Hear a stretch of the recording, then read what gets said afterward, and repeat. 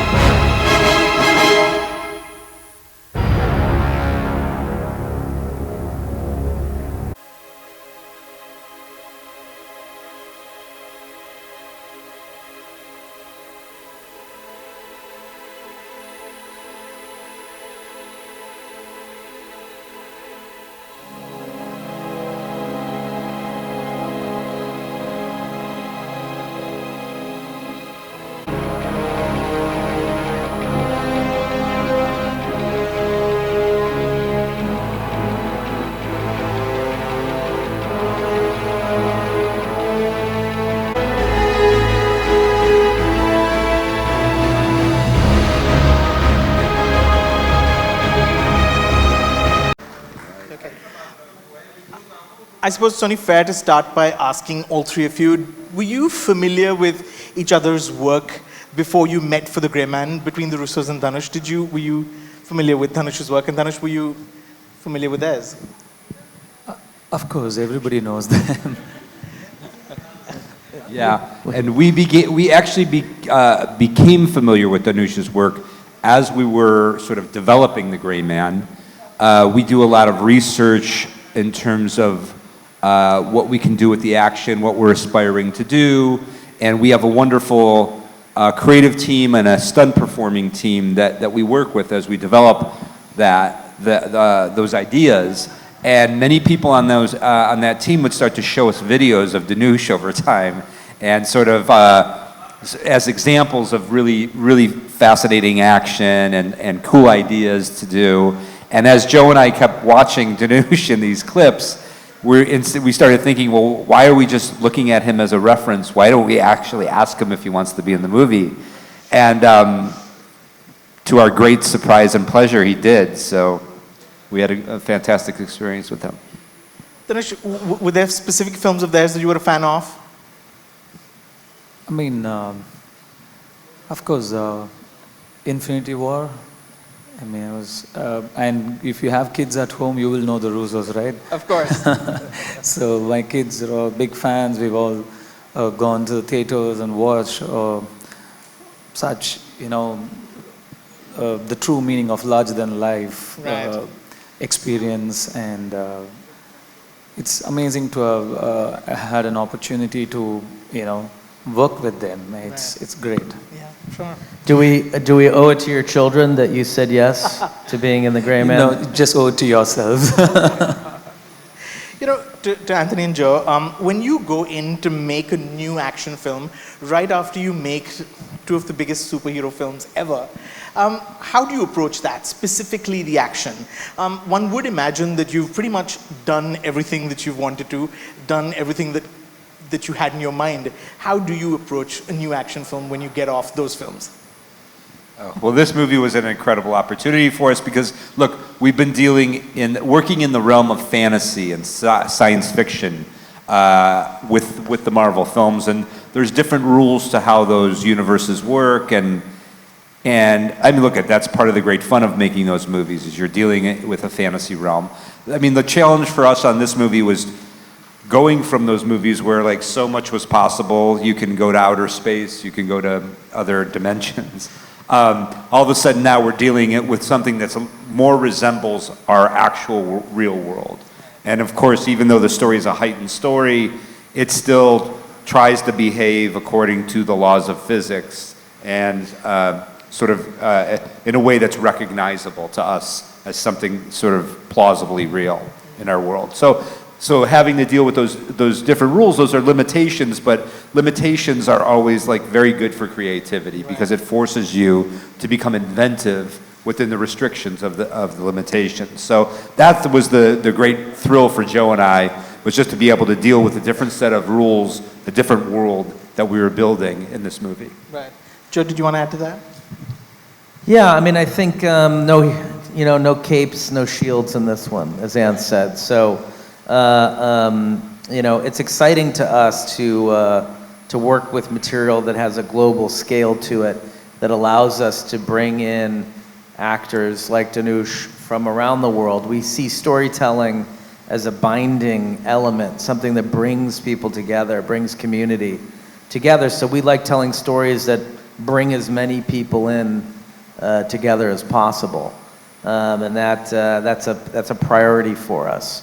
We love genre. We think lots of people like genre. Sure. They like to watch it. It's propulsive, and this is a big, fun, spectacle genre movie. Dhanush, the need to impress the kids aside, what sold you on doing this film? I mean, I've told this before. It's the name. It's the Russos. It's the brand Russos, and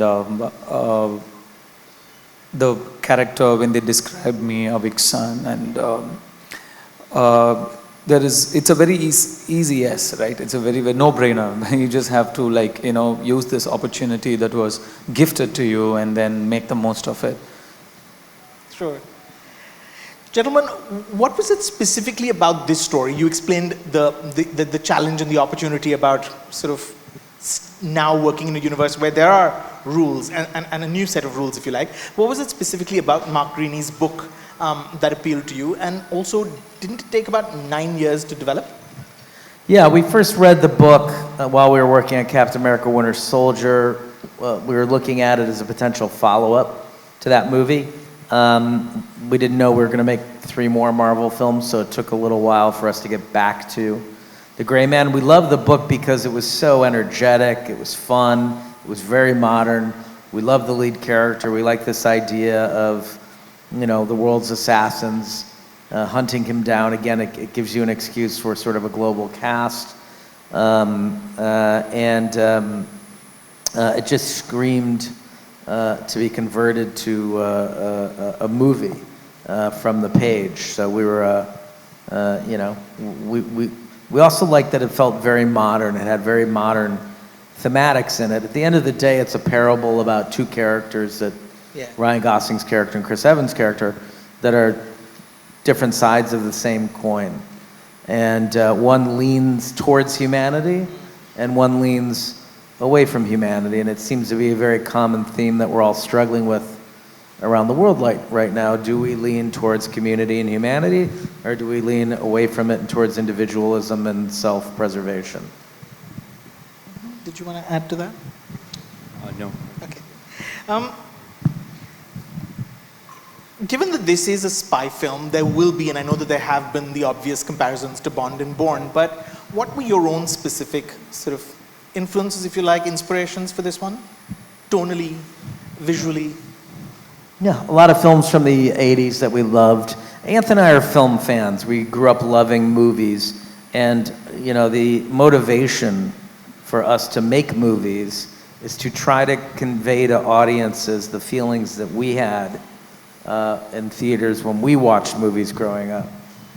So Die Hard, Lethal Weapon, films that had a sense of humor, didn't take themselves too seriously, but delivered on the spectacle and the action, had real stakes, but were a lot of fun to watch. And that's really what was the inspiration for The Gray Man. Yeah. I would say, characters you can root for, characters you sort of can find an empathy for and identify with and sort of feel their jeopardy, Sure. It's not the first time that you've worked with Netflix. Of course, you produced Extraction. What does that relationship look like today? And how does Netflix support your sort of creative and artistic vision? Yeah, I mean, Netflix is a very bold company. They function more like a tech company than a studio. Studios can be very fearful, have a very sort of traditional conservative element to them that sometimes they're supportive of the artist, sometimes they're not. Depends who's running it. The consistency of leadership at Netflix has made it a unique place to work because they're extremely supportive of the artist and they absolutely stay out of your way. Let you make the movie that you want to make, and then once you deliver it, then they figure out how it works for their, where to put it on their platform. We love that. I mean, we love the fact that as artists that we have incredible freedom. And they also like to take risks. This is a big gamble for them. It's an expensive movie, unique kind of film for them. But like with Extraction, I think that, their audience is a global audience, and global audiences really like action movies. Right. It's sort of the universal language. And so I think this is a great marriage because Anthony and I also love action movies. So I think working with them is very complimentary for them and us. Sure. Yeah. I will also say the thing with Netflix that we really appreciate is their global reach and their global sort of approach to audience building. It was very important for Joe and I to come here to India, and they were very supportive of that, and they have an amazing operation here in India. So we're very grateful to be able to collaborate with them here. Dhanush, your character in The Grey Man, the lone wolf, is this mysterious sort of figure who comes in from the cold. There's not a lot that we know about him, except that he's very good at his job. Was there a backstory that you worked on? Was there some sort of blueprint, for you to understand and to get into his head? Yes, the Russos gave me a kind of backstory about what he can be, where he can be from, how he could be. So that was very helpful. And I remember telling him that this itself is a story. This itself is a film. We have a film there. So it was very interesting. I'm not going to tell you share that or share that because well, we gave you the backstory. We gave him was that he's sexy, and he's from Tamil. So No, but I would say that's part of the fun is that we all, the three of us may have done more work on the character than you can sort of know in the film. Sure. But we we hope that we get to tell more story with this character, and we like to keep our options open in terms of where we can go with the character. And therefore not give away too much too soon. Sure. Dhanush, did it feel close to any character that you've played already? Because, as you know, he's a veteran who's made several movies. Did the Lone Wolf feel similar to anything that you've done before? No. Interesting. Definitely not. It was that's one of the many things that really excited me about this. I've never done anything like this before. The stunt training the character required was absolutely justified to play one of the top assassins from the world, and so it was a very new thing for me to do, a new territory to explore, and that was really exciting. Right. To all of you, the thing about Dhanush's character, and I think what makes the Lone Wolf this interesting sort of figure is that, of course, he's this assassin, he's ruthless, he's really good at what he does, but he's also got this code of ethics. He is, if you like, a hitman with morals. I read somewhere that wasn't necessarily how it was written originally. Yeah, it was a conversation that we had. I mean, I think everyone in the book was a little bit more ruthless. And in converting it to the screen, like Ann said, you want characters that you can root for. And we also like a world where not everybody's all good, not everybody's all bad. That's why it's called The Gray Man. Everyone operates in this gray area. But, again, we also like strong themes that we connect everything to in the story. do you lean towards humanity or do you lean away from humanity? His character is being paid to do a job, and he's the best in the world at getting paid to do that job. He beats the gray man, he gets what he's supposed to get. But when he finds out that Lloyd, Chris Evans' character, has no moral code, it disturbs him, and he realizes he may have taken a job from somebody that he doesn't want to work for, which makes him an interesting character, because now we're peeling back a layer to him. So I think, you know, and that was in conversations with Dhanush about his character, and, you know, what kind of character he can be, and, you know, who he is. It was Dhanush's idea to have the meditation beads, you know, when we first see him as a character. So giving him a flavor that made him very unique as this type of character. Did you want to add to that? Dhanush, was that what made him especially interesting to play? The fact that he's not your standard cold-blooded assassin? Yes, absolutely. I mean, there are many interesting, you know, things about Avik San. He's mysterious, man of few words, just like me. Right. And he has his own code, ethics, he has his own morals, and it was very, it's not often you would come across a character like that, you know, it's either really bad or it's really good. It's not often you come across such an interesting character. So it was amazing. To the Russos, you're no stranger to world building, to franchise creating. Also, you've left Sierra 6 and Dani certainly as characters who could be mined for more plot. It's something you briefly mentioned. Is there something we can expect? And can we expect the lone wolf to show up in some of those stories? We hope so. It's based on it's based on a book series, right? So there is the opportunity to expand this into future movies. You know, we love to keep going with the world because we love all of the characters. But we need the audience to tell us whether they want to see more of the story or not. If we do continue forward with the story, I can guarantee you that Dhanush's character will be part of that world moving forward. Yeah, I keep getting texts from people I know and they just say more Dhanush in the texts. So. Dhanush, what would it take to come back and do another one? Sorry? What would it take to come back and do another one? A phone call. Oh, lovely. Okay. Well, you know, to the Russos, the big action centerpiece in Prague, that big action sequence is really in many ways the centerpiece action of the film. It's pretty amazing in every which way, from the shootout to the tram pursuit, if you like. What goes into planning and executing a sequence of that magnitude and impact? Oh, a lot of work. Many months. I mean, that sequence, that sequence is so large. The energy it takes on as we develop it, it almost feels like it's its own movie as we're prepping it within the movie.